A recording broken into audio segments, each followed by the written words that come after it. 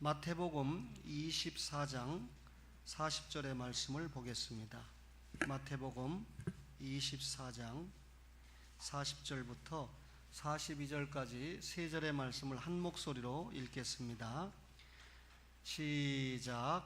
그때 두 사람이 밭에 있음에 한 사람은 데려가고 한 사람은 버려둠을 당할 것이요 두 여자가 맷돌질을 하고 있음에 한 사람은 데려가고 한 사람은 버려둠을 당할 것이니라.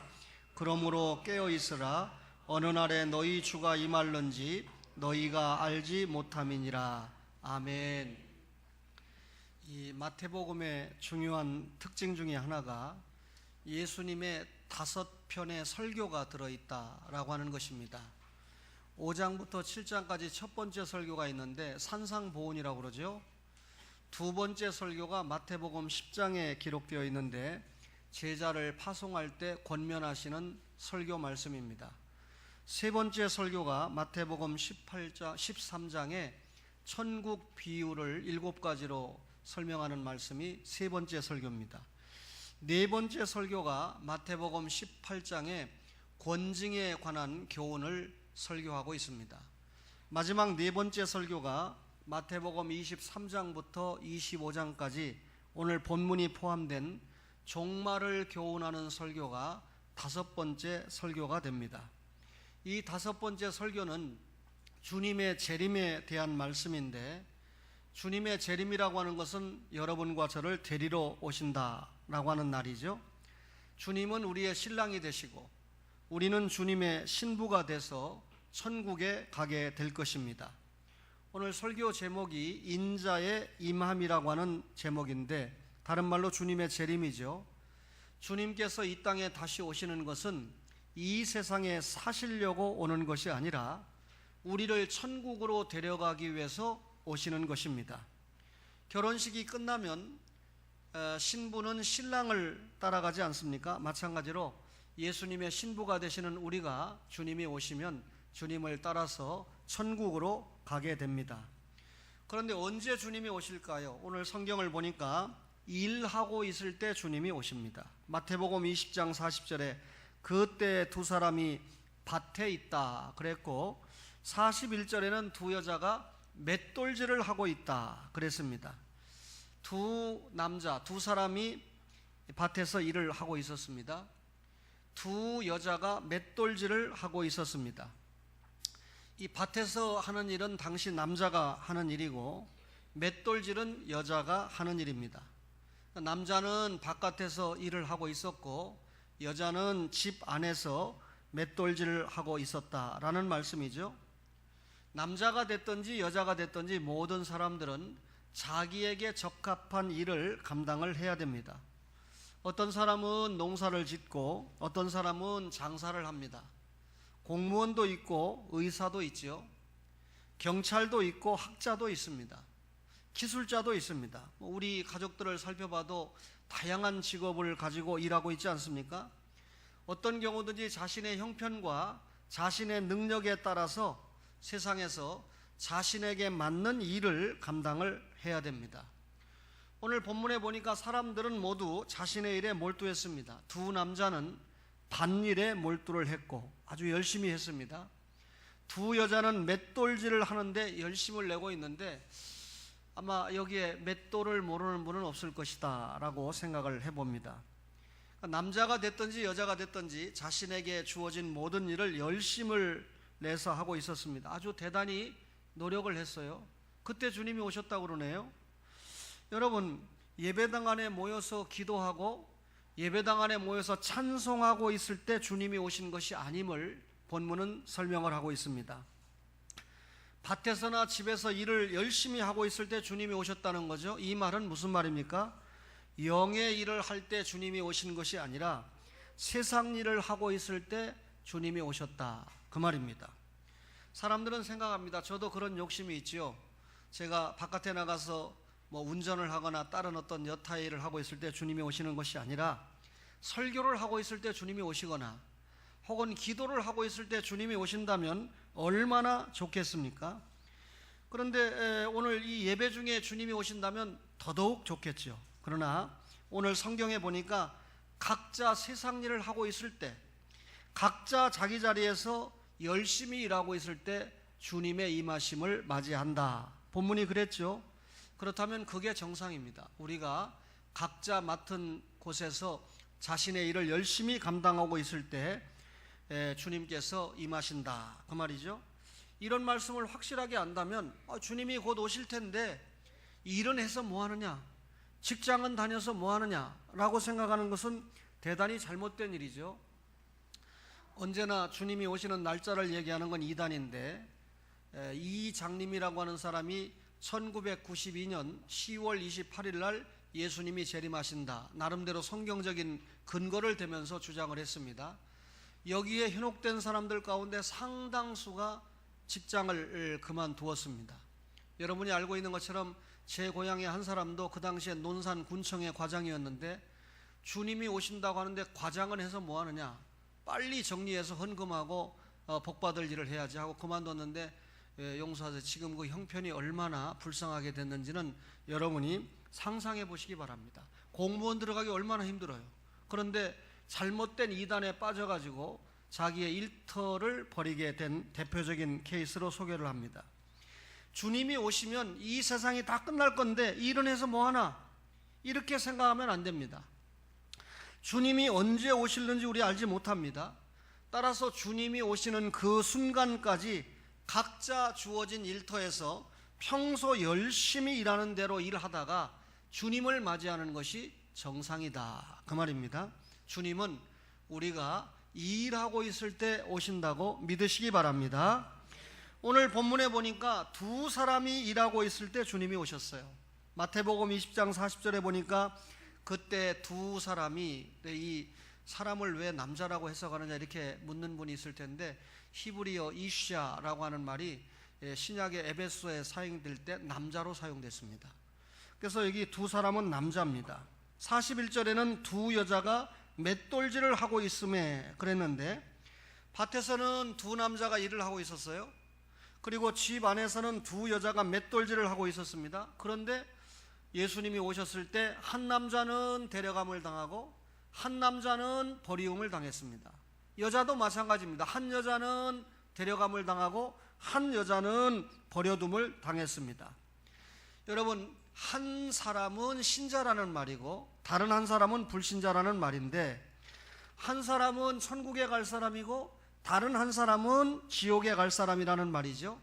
그런데 중요한 것은 똑같은 시간에 똑같이 같은 일을 하면서 수고하고 있었습니다. 여러분, 신자끼리 모여서 일하는 거 아니잖아요. 불신자끼리 모여서 일하는 거 아니잖아요. 여러분 직장에 다 신자끼리만 일하고 있습니까? 여러분 직장에 혹은 불신자들만 일하고 있습니까? 여러분, 신자와 불신자가 같이 섞여서 일을 하고 있었다는 겁니다. 따라서 나는 절대 불신자하고는 일 못한다, 그게 불신자보다 못한 믿음입니다. 나는 불신자하고는 같이 일할 수 있다, 이렇게 생각해야 돼요. 여러분, 불신자하고 같이 일할 수 없다고 하는 사람은 세상 밖으로 가야죠. 아주 코미디언들이 말하는 것처럼 지구를 떠나거나, 그렇죠? 우리는 얼마든지 불신자를 만나고 불신자와 함께 생활합니다. 성도는 좀 더 적극적인 태도를 가지고 불신자와 협력해야 됩니다. 오히려 우리가 어떤 직장에서 혹은 일터에서 일을 할 때 불신자보다 더 열심히 수고하고 헌신하는 모습을 보여야 됩니다. 기독신자들이 열심히 일 안 한다, 이런 모습을 보이면 안 됩니다. 한 가지 명심할 일이 있습니다. 주님이 일하고 있을 때 오시면 한 사람은 데려감을 당하고 한 사람은 버려둠을 당한다라고 하는 사실입니다. 똑같은 장소, 똑같은 일을 하고 있었는데 데려감을 당하는 자와 버려둠을 당하는 자가 있다. 여러분, 이때 주님이 오셔서 나는 천당 가니까 할렐루야, 너무 행복하다, 큰일 날 소리입니다. 데려감을 당하는 신자는 함께 일했던 사람이 버려둠을 당하는 일에 대해서 대단한 책임이 있다는 것을 알아야 됩니다. 매일같이 일터에서 얼굴을 대했습니다. 나는 신자요, 그는 불신자입니다. 나는 구속의 감격에 넘친 자요, 그는 주님을 전혀 알지 못하는 사람이었습니다. 그러나 같은 장소에서 같이 밥을 먹으며 교제하며 일을 했기 때문에 누구보다도 세상적으로 가까운 사이고 가까운 친구가 될 수 있었습니다. 그런데 그 가까이에 있는 사람에게, 가까이에 있는 남편에게, 가까이에 있는 자녀에게, 가까이에 있는 직원들에게 복음을 전하지 못했다고 하면 책임이 있다는 말이에요. 이 자리에 남편이나 자녀가 안 나오는 분은 지금 얼굴을 못 들고 있습니다. 그런데 설교를 계속 들어보세요. 다행히도 그 직장의 친구가 주님을 영접했습니다. 내가 전도를 해서 그 사람이 주님이 임하셨을 때 천국에 데려감을 당했습니다. 이때 같이 일하면서 전도를 한 사람에게 주님께서는 엄청난 상급과 축복을 부여하신다. 그게 성경입니다. 그런데 같이 직장을 다니면서 진심으로, 진짜 열심으로, 사랑하는 마음으로 아무리 복음을 전하고 열심히 전했지만 그 사람이 주님을 영접하지 않아서 주님이 오셨을 때 버림을 당했습니다. 그때는 신자에게는 전혀 책임을 묻지 않는다라고 하는 사실입니다. 그러나 같이 살면서 같은 직장에 일하면서도 내 남편은 절대 교회 나올 사람이 아니야. 자기가 하나님이죠. 내 아들은 보니까 절대 교회 나올 놈이 못 된다. 그럼 나는 전도할 필요가 없다. 감히 내가 또 전도하려고 그러면 또 못된 짓을 하려고 하니까 전혀 복음을 못 전한다. 아니고요. 그런 경우에는 복음을 전하지 않은 사람이 책임이 있고, 복음을 전했는데도 복음을 받지 않으면 복음을 받지 않은 그 사람에게 책임이 있습니다. 말하자면 여러분, 우리 불신 친구가 버려둠을 당할 때 그 핏값을 복음을 전하지 않은 사람에게 찾는다. 믿지 않고 지옥 가는 그 사람에게 주님이 핏값을 찾는 게 아니라 그 사람에게 전혀, 내 가족에게 전혀, 일터에서 만난 사람에게 전혀 복음을 전하지 않은 사람에게 책임을 묻는다. 그 말입니다. 여러분이 직장에서 만나는 사람들에게 복음을 전하려면 기초가 뭡니까? 여러분 직장에서 혹시 인정받습니까? 여러분들이 직장에서 사람들에게 신자라고 하는 사실이 알려져 있습니까? 홍 목사가 여러분의 직장을 찾아갔는데 이분은 장로님입니다. 이분은 권사님입니다 라고 알려져 있습니까? 여러분 직장의 과장이, 차장이, 직원들이 우리 이분이 교회 다니는 분이다, 장로님이다, 전혀 신자인지 불신자인지도 모르는 분들은 하나님 앞에 엄청난 매를 맞을 사람들입니다. 이런 설교를 듣고 여러분의 직장에서 이제 여러분들이 신자일 뿐만 아니라 어떤 교회에서 일을 감당하고 있는지까지를 알릴 정도가 돼야 됩니다. 뭐가 뒷받침돼야 되죠? 생활이 뒷받침돼야 자신 있게 공개할 수 있겠죠? 예루살렘 교회 성도들이 칭송을 받았기 때문에 교회가 부흥했습니다. 바나바가 착한 사람이었기 때문에 여러분 이 사울을 등용을 했습니다. 바나바가 착하지 않았으면 사울이 오면 당장 자기의 명예가 흔들리고 교회에서 누리는 독보적인 이 존재가 흔들리게 됩니다. 그럼에도 하나님 앞에 착한 사람이었기 때문에 나보다 나은 사람을 지도자로 데려왔고 지도자로 활동하도록 해서 13권의 성경이 기록되게 하고 많은 교회가 설립되게 하고 유럽의 지도를 바꾸게 했던 역사가 일어났던 것입니다. 물론 아시아의 지도도 바뀌었죠. 어떻게 바뀌었습니까? 믿는 지도로 바뀌었죠. 십자가의 붉은 피로 물들이는 지도가 됐죠. 주님은 한 사람은 데려가고 한 사람은 버려두었습니다. 마태복음 24장 40절 이하에 보니까 그때 두 사람이 밭에 있음에 한 사람은 데려가고 한 사람은 버려둠을 당할 것이요, 두 여자가 맷돌질을 하고 있음에 한 사람은 데려가고 한 사람은 버려둠을 당할 것이니라 그랬습니다. 두 남자 중에 한 사람 데려감을 당하고 한 사람은 버려둠을 당했습니다. 맷돌질을 하는 두 여자의 경우도 마찬가지였습니다. 이 말씀은 이 세상에 살고 있는 사람들 가운데 절반은 주님이 오실 때 천국에 가고 절반은 지옥에 간다, 그 말 절대 아닙니다. 이 두 남자와 두 여자를 이야기한 것은 종류를 이야기한 거예요. 숫자를 얘기한 게 아닙니다. 다시 말하면 세상에 사는 모든 사람을 둘로 나누면 신자가 있고 불신자가 있다. 신자라는 종류가 있고 불신자라는 종류가 있다 그 말입니다. 따라서 주님이 재림하시는 그날에 신자는 천국으로 데려감을 당하고 불신자는 버려둠을 당해서 지옥에 간다는 말입니다. 여러분, 가을이 되면 오곡백과가 무르익는데 추운 겨울이 되기 전에 추수를 해야 되지 않습니까? 서둘러서 아주 열심히 무르익는 곡식을 거두어 드립니다. 좋은 곡식은 거두어서 창고에 드립니다. 그러나 좋지 못한 것은 거두어 드릴 필요가 없죠. 그대로 들에 놔두지 않습니까? 여러분, 우리가 종종 이 들판을 지나가다가 밭에 버려진 그래서 썩어지는 채소나 무 같은 것을 자주 보지 않습니까? 데려감을 당한 성도는 천국으로 인도를 받습니다.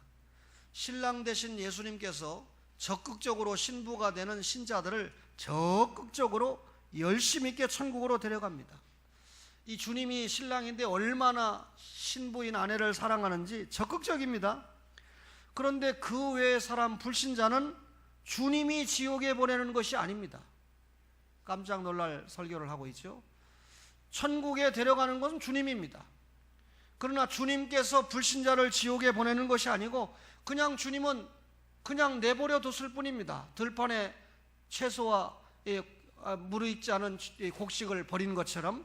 누가 그러면 지옥으로 보냅니까? 주님이 보내는 게 아니라 사탄이 버려진 영혼들을 모아가지고 지옥으로 보내는 것입니다. 따라서 주님의 임함은 결국 모든 사람의 운명을 결정하는 거죠. 예수 믿는 신자는 천국으로, 불신자는 결국 사탄에 이끌려서 지옥으로 가는 확실한 운명이 영원히 결정되는 것입니다. 여러분, 이런 말씀 앞에 다시 한번 내가 주님을 믿고 천국 백성이 됐다, 언제 어느 때 주님이 오신다 할지라도 나는 천국에 간다라고 하는 위로 속에 큰 역사가 일어나기를 바랍니다. 주의 이름으로 모든 일은, 주님의 임함으로 모든 일은 끝납니다. 여러분, 주님께서 임하시면 남자도 여자도 더 이상 밭에 나갈 필요도 없고 집안에서 일할 필요도 없습니다. 여러분, 밭이 있고 맷돌질을 해야 되는 이 세상은 주님이 오시면 더 이상 존재하지 않기 때문입니다. 데려감을 받은 성도는 천국에서 영원히 안식합니다. 천국에서는 맷돌질을 할 필요도 없고 천국에서는 밭에 가서 밭을 갈 일도 없습니다. 천국에는 아픔도 없고 고통도 없습니다. 수술도 필요 없어요. 천국에 가면요, 오묘한 진리를 목사에게 듣는 것이 아니라 하나님께 직접 듣게 됩니다. 할렐루야. 성령의 7등불의 영감으로 하나님의 뜻을 완전히 깨닫게 되는 것이 천국이라는 말이죠. 지상에서 우리가 굉장히 많은 의문을 가지고 있지 않습니까? 23살짜리 딸이 왜 하필 공중변소를 갔느냐, 또 왜 하필 그 시간에 갔느냐, 참 안 죽어야 될 영혼이 왜 그렇게 안타깝게 죽었을까? 예수를 믿고 살해를 당했는지 안 믿고 살해를 당했는지 잘 모르겠습니다만 참 있어서는 안 될 일들이 자꾸 일어나고 있지 않습니까? 여러분, 이 세상에서 궁금한 게 너무 많아요. 여러분과 저가. 이런 모든 의문이 천국에 가면 해답으로 풀리게 될 것입니다. 넓고 아름다운 천국에서 영원히 기뻐하면서 감사하면서 살게 될 것입니다. 이런 엄청난 축복의 세계로 우리를 데려가기 위해서 주님이 임하시는 것이다 그 말입니다. 그러나 반대로, 우리 교회에서 지금 예배드리는 분 가운데 최고 연장자가 하면 하고 계세요. 지금 천국 갈 날이 그만큼 가까우셨다는 걸 느끼고 계시죠. 그러나 아직도 하실 일이 있어요. 이 어머니에게는 아직도 믿지 않는 자녀들이 있기 때문에 이 전도를 위해서 열심히 수고하고 있죠. 여러분, 버려둠을 받은 사람들은 어디로 갑니까? 지옥에 갑니다. 그 지옥에는 악령들이 함께 있는 곳이죠. 그곳에는 영원한 어두움과 꺼지지 않는 불꽃 속에서 아주 원색적인 고통을 받으며 신음을 하게 될 것입니다. 여러분, 밭일이 중요합니다. 밭에서 나는 이 곡식들이 얼마나 우리의 생존에 중요합니까? 그러니까 밭곡식을 얻기 위해서 열심히 일을 해야 됩니다. 맷돌질이 중요하죠. 맷돌질을 통해서 맛있는 음식을 만들어 가지고 여러분 우리가 살아야 되지 않습니까? 여러분 오늘 이 밭일은 남자들이 갖는 모든 직장일을 상징하죠. 맷돌질은 가정주부가 하는 모든 일들을 상징하고 있죠. 그런데 이 모든 일은 세상 일입니다. 이 세상 일에만 생의 모든 것을 다 투자하는 것은 어리석은 일입니다.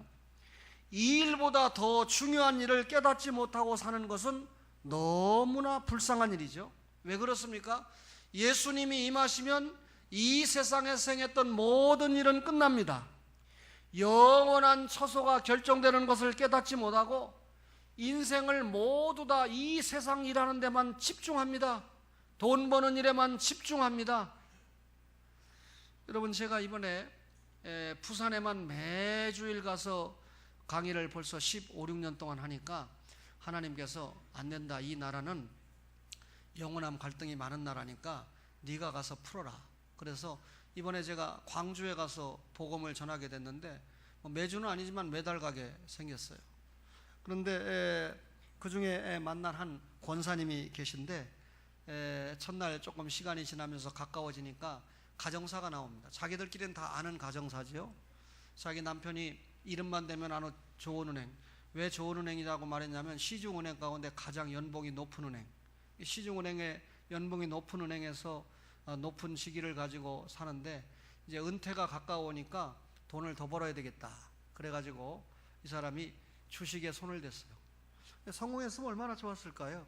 그런데 차라리 이 주식을 손을 대서 자기의 퇴직금까지 다 날아갈 정도로 끝나면 그나마 다행인데 빚까지 졌단 말이에요. 그러니까 이 부인 권사에게 이제 들통이 안 날 수가 없죠. 퇴직을 하게 되면서 당연히 퇴직금이 나와야 되는데 퇴직은 그만두고 들로 나앉게 생겼으니까 이 권사님이 권사 되기 전이죠. 그때 너무 어이가 없더라는 거죠. 과연 이런 남자하고 살아야 되는가? 답은 이혼 외에는 다른 답이 없더라는 거죠. 하나님 앞에 기도를 하면서 하나님 나름대로 신앙생활을 남편은 좀 약하지만 자신은 신앙생활을 열심히 했는데 제가 11조 한 번 손댄 일이 없는데 남편이 1,000만 원을 갖다 주면 100만 원을 11조를 하고 최하 100만 원을 11조를 했대요. 그렇게 살았는데 왜 이렇게 물질적인 시련을 주십니까? 라고 하나님 앞에 기도를 하면서 이혼이 아니고 남편에게 이렇게 말이 나왔답니다. 당신이 지금부터 매일 교회 나가서 2시간 이상씩 기도를 하고 오면 내가 모든 것을 잊고 용서해 주겠다. 남편이 기도할 만한 용사가 못 되는 사람이에요. 그런데 이 아내와 헤어지고 싶지 않아요. 또 그 자녀들과 결별하고 싶지 않아요. 그 아내와 자식들과 잘 살아보고 싶어서 한 짓이에요. 그래서 교회 나가서 기도를 합니다. 시간을 때워야죠. 할 줄도 모르는 기도를. 그래서 기도를 하는데 무려 이렇게 이 돈벌이 조금 되면 막일도 하고 해가면서 심부름도 해가면서 2년 동안을 기도를 했답니다.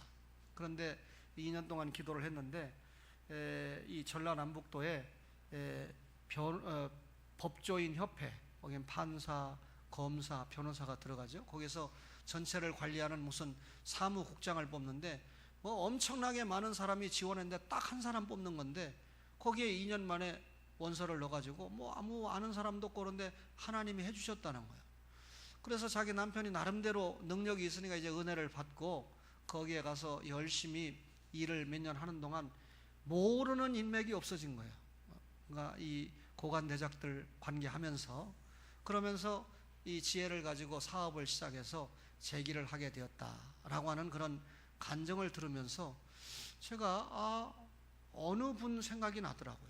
어느 분도 은행을 다니다가 주식하다 망한 분이 있는데 그 부인의 역할이 지금 내가 나에게 간증을 하는 분과는 전혀 다른 역할로 나타났다는 것을 생각하면서 마음이 아팠습니다. 여러분 이 여인의 역할이 얼마나 중요합니까? 세상 일도 중요하지만 더 중요한 일이 뭐였습니까? 영의 일입니다. 자기 남편에게 이미 망했는데 그 망한 그 충격 속에서 영의 일을 요구를 한 겁니다. 결국은 그 남편이 아내와 헤어지기 싫으니까 영의 일의 요구를 듣고 함께 가면서 회복이 되고 즐겁게 주님 앞에 찬양하고 살아가는 그런 간증을 들을 때 참 제가 행복했습니다. 그럼 간증 들을 때 전부 남의 일이다 이렇게 생각합니까? 그 이름이, 오해하지 마세요. 강단에서 안 베끼려고 그랬는데 이름이 최귀선 권사예요. 제가 참 귀하고 선한 권사다라고 저기를 하는데, 제 아내에게 사진을 보여주니까 이 몇 살처럼 보여? 그러니까 아니 40대 초반으로 보이네? 그러더라고요. 그래서 당신 눈이 제대로 된 거야, 한번 자세히 봐봐. 그러니까 나중에 여인들은 목을 보고 나이를 맞추더라고요. 저는 그런 걸 몰랐거든요. 이번에 알았어요. 목을 보니까 60이 넘었다는 거예요. 그런데 저도 처음 만나가지고 나보다 한 10대 살은 어린 권사다 이렇게 생각을 했는데, 45살에 권사 주는데 40살이라고 쳐도 40살에 주는 교단이 있거든요. 40대 초반인가 보다 그래서 생각했는데 저보다 나이가 훨씬 많은 거예요. 60이 넘은 거예요. 여러분, 주의 임함으로 모든 일은 끝납니다. 세상 일하면서 깨어 있어야 합니다. 마태복음 24장 42절에 한번 따라합시다. 그러므로 깨어 있으라. 그러므로 깨어 있으라. 주님의 명령이죠. 분명히 일하고 있습니다. 놀고 있는 것이 아닙니다. 쉬고 있거나 자고 있는 것도 아닙니다. 그런데 깨어 있으래요. 이 명령은 육적인 의미가 아니라 영적인 의미로 해석을 해야 되죠. 육신이 깨어있는 것과 영혼이 깨어있는 것은 다르지요. 육신은 깨어서 열심히 일하는 사람이 있어요. 얼마나 직장에서 열심히 일을 하는지. 그런데 영혼은 잠들어 있는 사람이 많지 않습니까? 오늘 본문에 그런즉 깨어있으라, 이 말은 네가 영혼이 깨어있어야 된다 그 말이죠. 왜? 주님이 오실 때 육신이 깨어있는 자를 데려가는 게 아니라 영혼이 깨어있는 자를 데려간다는 거죠. 근본적으로 우리의 영혼을 깨우쳐 주시는 분이 누굽니까? 성령님입니다. 우리를 거듭나게 하는 분이 누굽니까? 성령님입니다. 성령님이 깨우쳐 주셨습니다. 이렇게 거듭남을 받은 성도는, 우리에게 이제 예수 믿고 구원받은 성도는 자신의 믿음을 일깨워가는 노력을 날마다 기울여야 합니다. 신앙생활 중에 의심이 생깁니까? 말씀을 통해서 기도하면서 확신에 이르도록 힘써야 합니다. 말씀에 대한 의심 때문에 넘어지면 안 돼요. 염려와 낙심이 생깁니까? 하나님을 의지함으로 그분께 모든 것을 맡겨버림으로 승리해야 됩니다. 해이해지거나 방심한 일이 생깁니까? 자기 자신을 채찍질내서 깨워야 합니다. 육신의 일에는 열심을 내면서 육의 소득과 함께 영의 소득을 위해서 더욱 열심히 일해야 합니다. 세상 일도 열심히 해야 되지만 세상 일보다 더 열심히 해야 되는 일이 영의 일이다 그 말이죠. 세상 일에 아주 분주합니다. 세상 것을 얻기 위해서 예수 믿는 신자는 선한 방법을 사용해야 됩니다. 여러분, 어느 부장판사 출신 여자처럼, 어느 검사장 출신 남자처럼 그렇게 부정한 방법으로 돈을 벌으면 하나님께서 징계하시게 돼 있습니다. 세상 일을 통해서 우리는 우리 하나님이 주신 양심을 바로 쓰는 일을 배워야 됩니다. 예수 믿는 신자가 구원받은 양심을 가졌는데 세상에서 사기를 쳐요?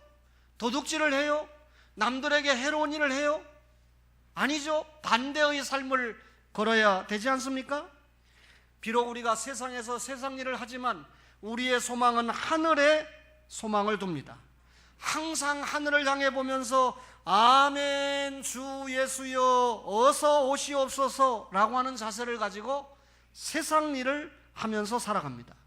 따라서 성도는 세상 일을 잘하려고 사는 것이 아니라 천국 일을 잘 하기 위해서 세상 일에 힘쓰는 것입니다. 그런 사람이 깨어있는 성도입니다. 우리 권사님들이, 장로님들이 너무 바쁜 것을 알아가지고 2여전대, 3여전대 친교회를 하는데 한 대로 움직여야 되는데 운전할 사람이 없어서 목사를 어제 운전기사로 채용을 했어요. 저는 어제 목사로 따라가지 않고 운전기사로 갔습니다. 장로님들이 목사를 운전기사로 사용할 정도면 11조 많이 내놔야 돼요. 돈을 열심히 벌고 11조 많이 운전을 도와줄 시간이 없을 정도로 바쁜 장로님들이니까 목사가 간 곳은, 운전해서 간 곳은 우리 교회 어느 집사님 부부가, 이름이 뭐냐면 피자앤드 치킨인지 치킨앤드 피자인지 하여튼 그런 가게예요. 갔는데 3여전대 한 포함해서 10명 정도가 이렇게 모여서 친교회를 갔는데, 가만히 보니까 이제 먹고 그냥 교제하는 정도로 끝나더라고요. 제가 개입하지 않았어요. 이런 일들이 막 일어나야 되죠. 얼마 전에 남전도에도 모임을 갖는 것을 봤는데, 이게 일상 아주 수시로 있는 모임이 돼야 되는데, 그런 모임을 통해서 서로 대화를 통해서 알아가야 되죠. 나아가서 이제 이 가정의 기도 제목이 뭔가.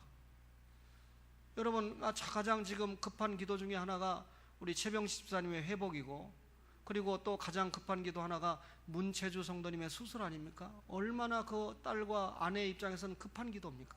이게 같은 공동체를 살고 있는 여러분과 저의 기도가 돼야 되죠.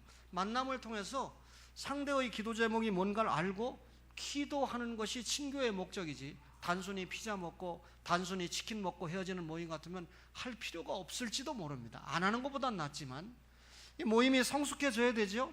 근데 가보니까 이 집사님 부부가 앞으로 우리 교회에서 11조 현재 2등인데 1등 할 날이 멀지 않았다, 내가 그렇게 확신하고 왔어요. 장사가 잘 되더라고요. 그런데 내가 거기서 기도하면서 단순히 목사, 이렇게 잘 되면 11조 1등 하면 곧 우리 교회가 큰일을 많이 하겠다, 그런 정도가 아닌, 그런 수준 낮은 목사가 아니고요. 이분들이 지금까지 영적으로 잘 자라왔는데 이거 장사 잘 된다고 여기 매진하다가 이거 세상 일로 푹 빠지기 시작하면 이거 보통 문제가 아닌데, 주님 붙잡아 주세요. 이 피자 앤 치킨이 초원교회라고 하는 주님의 교회를 통한 영의 일을 위해서 존재하는 기업이지, 자신의 영적인 상태가 그 가게를 위해서 존재하는 일이 없도록 하나님 축복해 주세요 라고 기도했습니다. 할렐루야. 그 부부만 아멘 하세요. 할렐루야. 그 아버지 어머니가 포함된 아멘이 있기 바랍니다. 할렐루야. 김교천 장로님은 아버지가 아닌 모양이죠. 제가 부모 공경 시간에 가르쳤는데 사위의 입장에서는 장인과 장모님도 부모가 된다라고 가르쳤죠. 다시 한번 그 가족이 세상 일이 아니고 주님의 일을 위한, 영의 일을 위한 사업장인 줄로 믿습니다. 마지막으로요, 주님이 언제 임할지 알 수 없습니다. 마태복음 24장 42절에 어느 날에 너희 주가 임할는지 너희가 알지 못함이니라 그랬습니다. 주님의 임함은 반드시 있는 사건이죠. 왜냐하면 저는 확신하기를 성경에 기록된 모든 일들이 다 이루어졌어요. 이제 마지막 남은 게 주님의 재림이거든요. 따라서 주님의 재림도 반드시 이루어질 것입니다. 근데 언제 주님이 재림하실 것이냐, 이 질문에는 아무도 답할 용사가 없습니다. 주님이 재림하시는 시간, 날짜는 우리 성부 하나님의 절대 주권이기 때문입니다. 따라서 주님이 언제 오신다, 며칠 날 오신다고 말하면 그가 어떤 목사가 됐든지 어떤 학자가 됐든지 몽땅 이단이고 영적인 사기꾼으로 여러분이 판단하면 됩니다.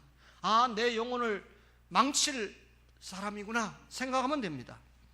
우리가 그러나 주님의 재림의 시간은 알지 못하지만 주님이 재림하시는 징조는 분명히 알고 있습니다.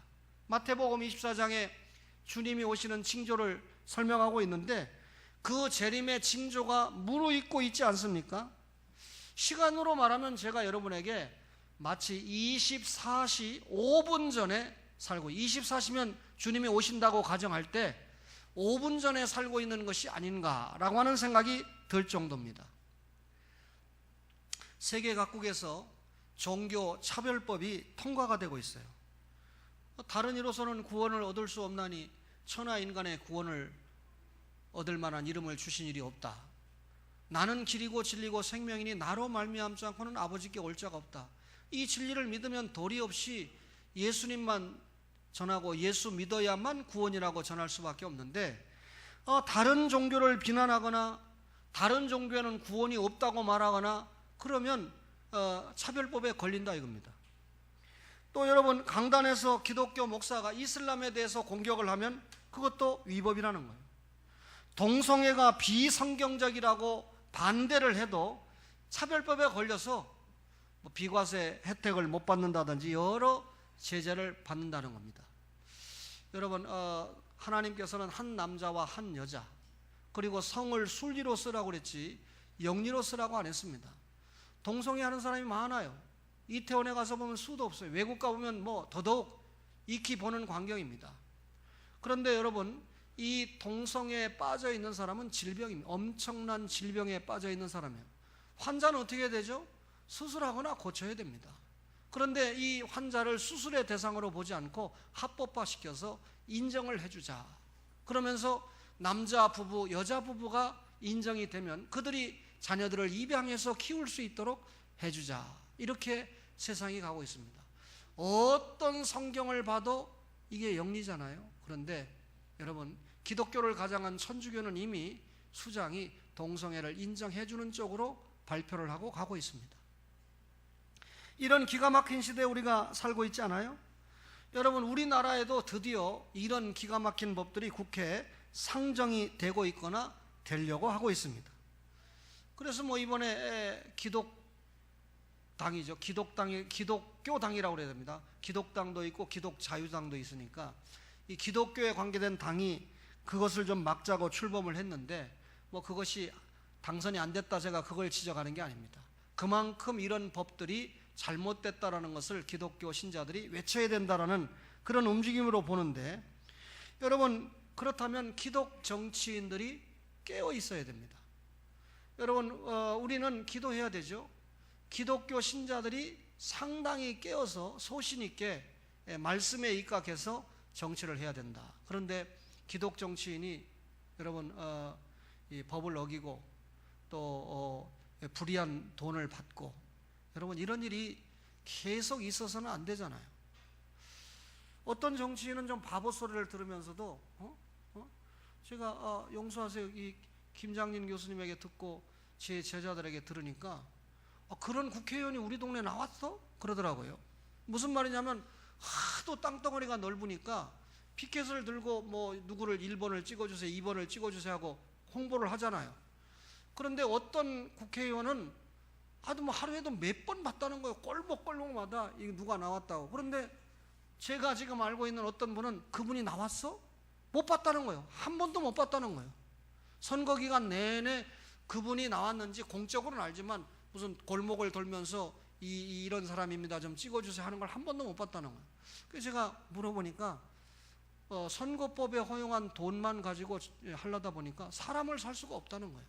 이 사람을 사서 돌게 해야 되는데 돈이 없으니까, 선거 돈을 이미 다 썼으니까 그 넓은 지역을 어떻게 다 돌리냐는 거죠. 법과 원칙대로 했다는 얘기예요, 말하자면. 근데 상대는 40명을 써야 된다면 100명을 써가지고 돌렸기 때문에 그 나머지 40명인지 내가 잘 모릅니다. 나머지 쓴 건 전부 불법으로 걸리게 되는 거죠. 예를 들면 어쨌든 여러분 300명의 국회의원 가운데 105명이 수사 의뢰를 받고 실제로 95명이 착수가 되고 했다는 것은 저는 참 비극적인 현실이다, 이렇게 생각이 됩니다. 다시 또 재선거를 하면 우리가 낸 세금이 또 들어가잖아요. 그죠? 허명자 권사님이 퇴원을 해야 되는데 이상하게 좀 이 실비보험 들은 분들은 퇴원하고 싶지 않은가 봐. 근데 퇴원 안 해서 자기가 자기 병원비 안 내지만 시험 안 들을 거 분위기 때문에 얘기하는 거예요. 그런데 유동진 장로님 근무하는 건강보험에서는 돈을 낼 거 아니에요. 그럼 건강보험료 유동진 장로님이 냅니까? 물론 내죠. 우리가 다 내잖아요. 결국은 이런 사태가 생기면 우리가 건강보험료를 점점 더 내야 되잖아요. 나서면 퇴원하세요. 그러나 아직 퇴원할 정도가 안 됐으니까 퇴원을 못 했는데 주일날 교회는 갔으면 좋겠다. 한 주간이라도 빠지면 안 되겠다 해서 뭐 의사를 쫄랐는지 간호사를 쫄랐는지 전혀 뭐 나타나지 않을 사람이 나타나서 뭐 옷을 못 갈아입잖아요. 만나자마자 어떻게 왔습니까? 그러니까 간호사가 옷을 갈아입혔대요. 간호사에게 빵을 사줬는지 뭐 이쁘게 보였는지 그건 잘 모르겠지만 어느 의사가 전화를 해줬는지 나 그건 잘 모르겠습니다만 어쨌든 간호사가 입혀줬대요. 유대인들이 아우슈비츠 수용소에 기가 막힌 데잖아요. 이거 얘기하려면 기가 막힌데 여기서 유대인들이 불렀던 노래가 있어요. 나니마민. 그 노래를 들어보면 참 곡조만 봐도 눈물이 날 정도인데 이 말이 무슨 말이냐면 우리는 구세주가 오리라고 믿는다. 그는 조금 늦게 오실 뿐이다. 그러니까 예수님이 오셔서 이 자기들의 엄청난 고통을 해결해 줘야 되는데 이 히틀러 밑에서 당하는 엄청난 고통, 여러분 사람들을 죽여가지고 비누를 만들죠. 거품을 만들어 자식이 보는 앞에서 부모를 죽이죠.